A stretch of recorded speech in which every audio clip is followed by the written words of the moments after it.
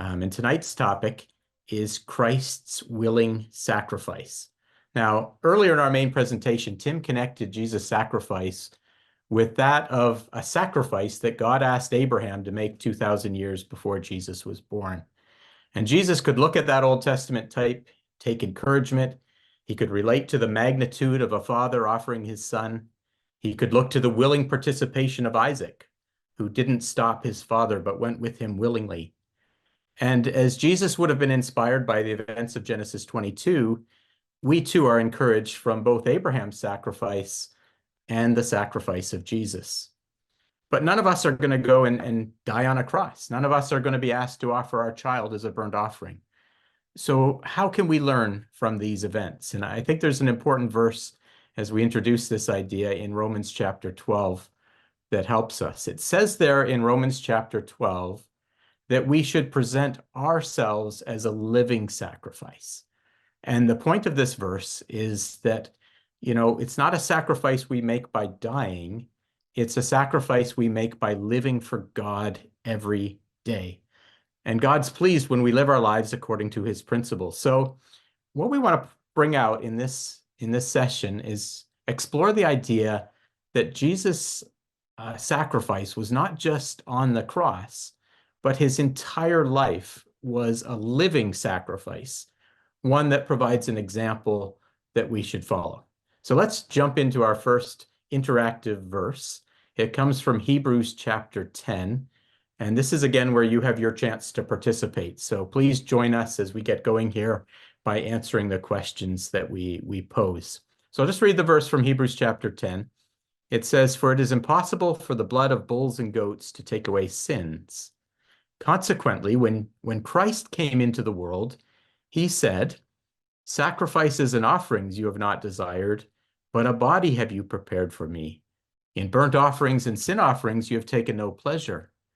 Then I said, 'Behold, I have come to do your will, O God, as it is written of me in the scroll of the book.'" So our question for you to consider and to respond to is this one here. Why would God not have pleasure in sacrifices and offerings? If we've got the whole Old Testament full of instructions on how a faithful Israelite would bring an animal sacrifice to the tabernacle or later to the temple, and if God prescribed and commanded them, why might he not be pleased when they did?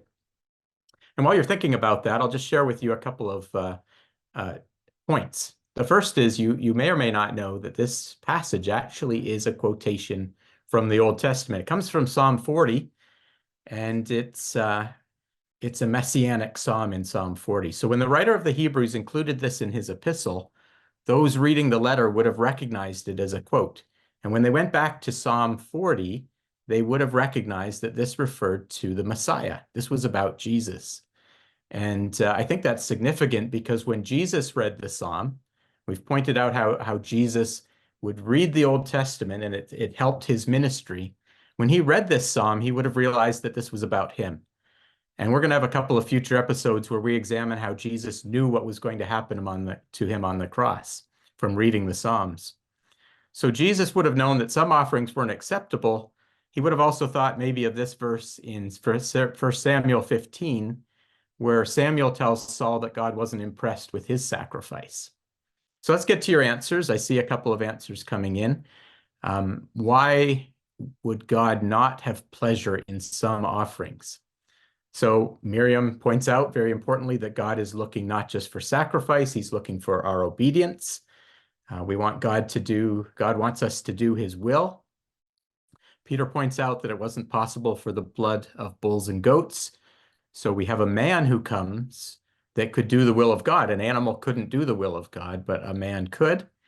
And Kath points out that people were maybe going through the sacrifices in the motions, but not putting their heart into it. And that would be much like the example of Saul in that verse in 1 Samuel, where Saul was disobeying God by bringing the offering. So yeah, I think you've hit on a lot of good points, that if people were hypocritical, if they didn't have the right spirit, they would bring offerings that weren't pleasing to God.